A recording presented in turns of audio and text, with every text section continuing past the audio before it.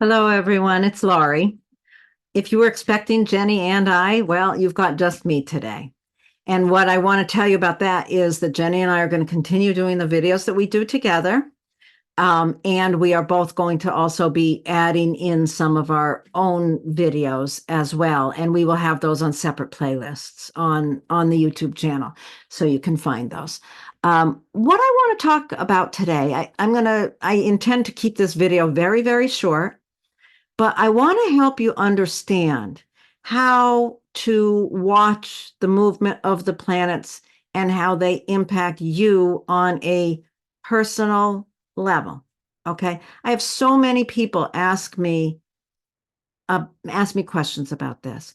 And if you follow my stuff on social media or my blog on lauriefarrington.com, you know that in recent months I've talked a lot about when a particular thing is happening in the chart, even if it's the moon in a certain sign. I talk about, look at your own chart and find where that sign is in your chart to understand where in your life this is going to be impacting you. So that's what I'm here to help you understand today, in case you're a little bit in the dark about it.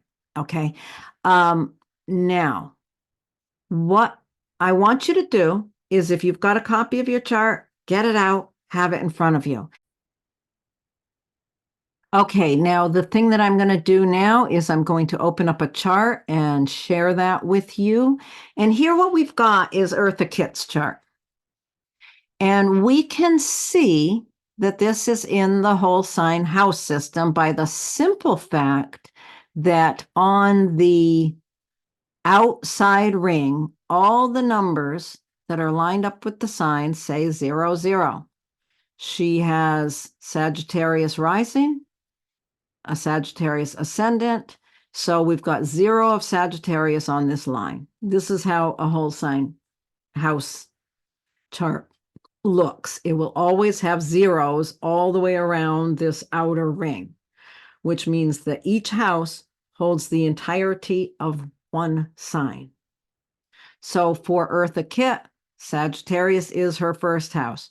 Capricorn is held in her second house, Aquarius in her third, and on and on. So if you do not have if you have other numbers around the edge here, then you know you don't have a whole sign house chart. And you want to get one, because that's the only way this is really going to work, what I'm explaining to you.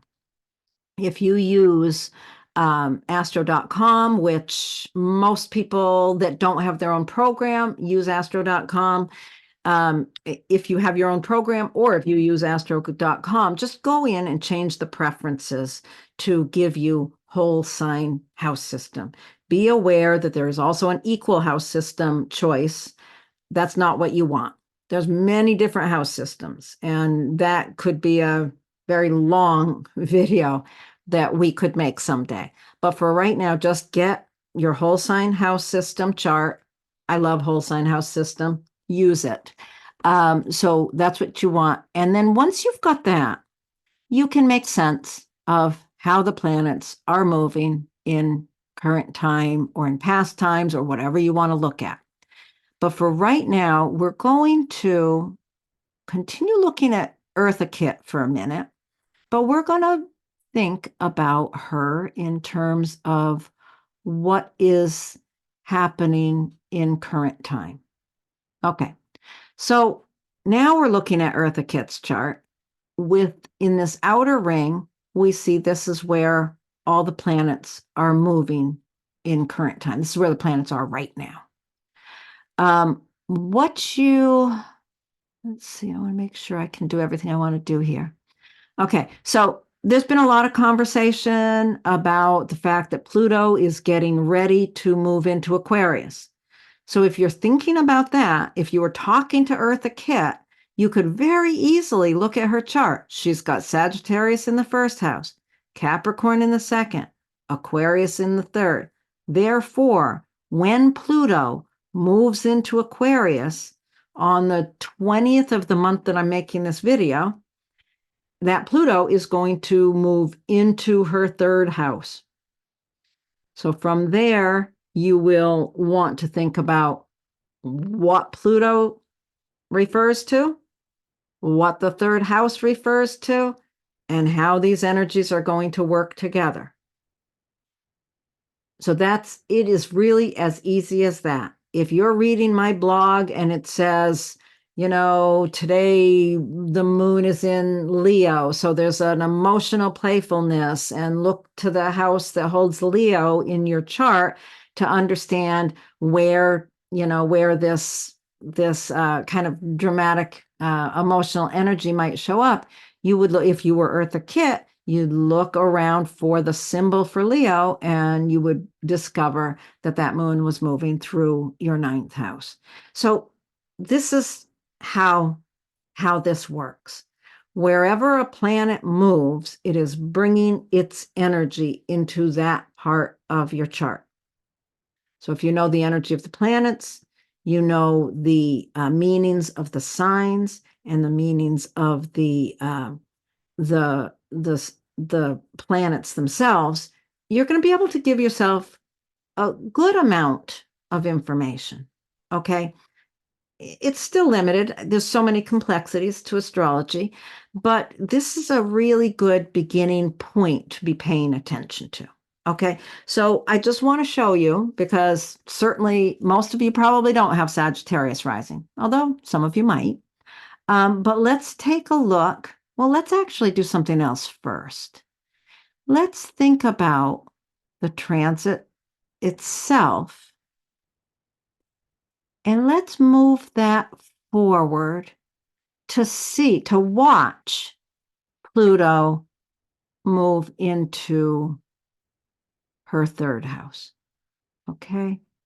There's 1 week, there's the next week. And there we have, at this point, which this chart on the outside here is for January 23rd, a few days after Pluto has moved in there. We are now in Aquarius season because the sun is in there and Pluto is in there as well. So now let's do another one. Let's go up here and we can change it. Now, what about if you had Aquarius rising? This inner chart here is Billie Holiday's chart.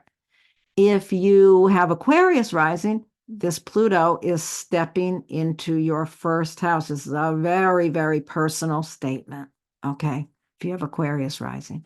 So it just depends on what your rising sign is, what house the planets are moving into, okay? So let's look at another one. I've got Marilyn Monroe's chart here. So if you have Leo rising, that Pluto is moving into your seventh house. And all the planets are in the houses that they are in. So if you've got Leo rising and you know that Saturn is moving through Pisces, you can look at this and you can see that Saturn is moving through your eighth house, teaching you a lot about boundaries, basically. This transformation for anyone with Leo rising is going to be in the realm of relationship. Okay, one more. No, I guess those are the only three I had there. So you can just look at what your rising sign is and see, if you've got a whole sign house system, anytime that I'm talking about on the blog or social media or whatever, if you see me talking about something happening, Mars recently moved into Capricorn, which gives us a lot of real practical determination to make things happen. Well, what house is that for you? Where is that practical, hardworking energy really supporting you right now? Mars loves being in Capricorn. It's exalted there. So you want to know these things and pay attention to them. If I've made this clear, I'm glad. If I've muddied the waters, please let me know. If you have other questions or other suggestions of different videos that you'd like to see me make, I really want to help you understand how this stuff works in simple, practical ways. So thank you for being here. If you've been following my stuff, you know that I'm going to have a book coming out toward the end of this year.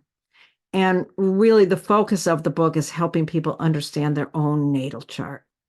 And over the course of this year, I really want to make a lot of videos that do just that, that kind of lead you through some of the practical exercises that are in the upcoming book and just help you learn how to understand your own natal chart and the charts of the people that you love. Okay. Thank you so much. Thank you for being here with me. And yeah, like the video, share it. Okay. Leave a comment. Bye-bye.